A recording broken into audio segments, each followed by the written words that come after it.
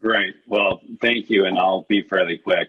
I think for myself, what I've really realized that I've really changed the implants that I use. Todd, you kind of asked that question, and I'm really more concerned about MR imaging after arthroplasty these days. So I've really moved toward titanium disc replacements. So, if you want to know which ones they are, these are kind of the worst imaging ones. These are all Chrome Cobalt, ProDisc, Prestige ST, Globus, Mobi C, and really move more to the right. LP Prestige, the Brian actually has good imaging characteristics. I think the Orthofix M6, which is relatively new, I've been using this quite a bit, and I really, really like it. It's very secure, it's very forgiving. It's got the ease of implantation of a Mobi C, but it has better imaging characteristics.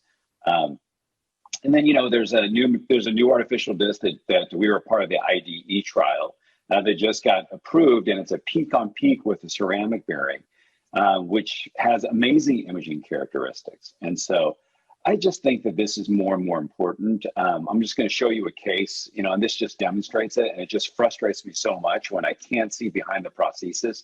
Everybody says, like, why do you need to see behind the prosthesis? But as Todd said, what if there's recurring spondylosis, which I've never seen before? But if that does happen, I want to know.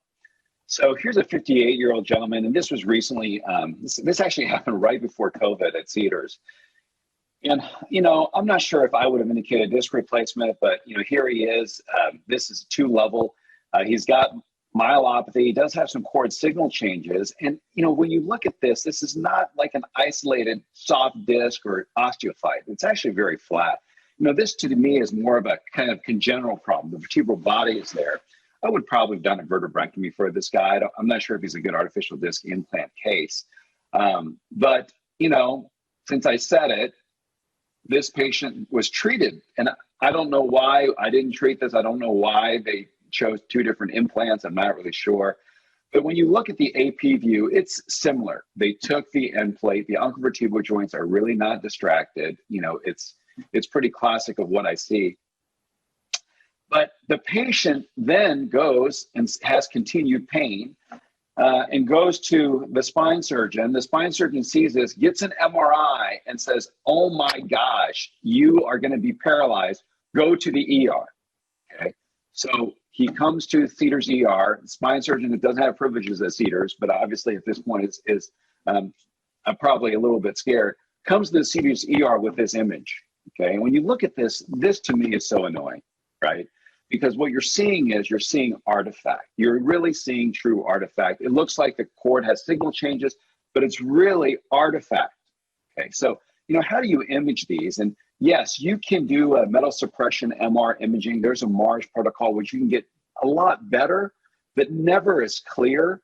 You have to talk to the radiologist. It's not something that the technician knows how to do. And so I've really moved away from kind of Chrome Cobalt implants. I really want MR imaged implants, more at least more friendly. So this patient has, comes to the ER with this, says he has gait abnormalities, gets full imaging, thoracic, lumbar spine, really nothing's going on, but says that, his gait imbalance is progressive. Now, this is what happens when you get a CT mammogram, okay? And you can, no question, see that what you saw in the MR imaging is not what you see here, right? And so, this patient eventually gets a vertebrectomy. Also, I'm not even sure the indication. The patient already had a fused 3/4 facet, so I'm not really sure what an arthroplasty would have even done in that case. But this is probably the operation that he needed. This is what we did, and the patient, recovered well and is doing well. But I really have started thinking about MR imaging, especially with the expansion of indications. You really need to see behind the artificial disc. This is now post-op MR imaging. This is what you really want to see.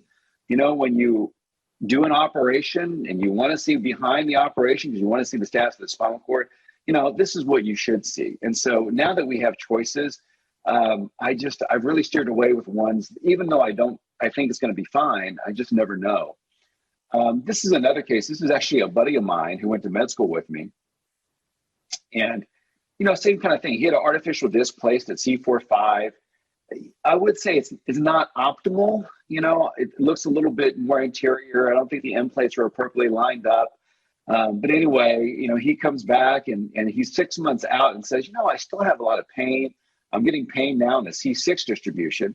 And then this is kind of the MR that you get, and you just don't know, and this is very frustrating, right? So, on CT scan, it does look like, he has a little bit of a foraminal stenosis at the the C5-6 level, and he was converted over. This is the M6 implant. It is based on titanium and has very good imaging characteristics. And so, I moved from Mobi-C to Protus-C to Prestige because I like the Prestige because it had the best imaging characteristics at that time. And now, I'm really looking forward to the simplified disc, which is Peak, because I really think the imaging characteristics are very important, especially when you start doing this in more stenotic patients or congenitally stenotic patients, or those patients who have maybe a little myeloradiculopathy, or some patients that you may think you need an image in the future. And the M6 also, I liked it because, it actually is very stable. It's probably the most stable disc replacement. And I think by that regard, probably is, one of the most forgiving. And it has good imaging characteristics. Thank you.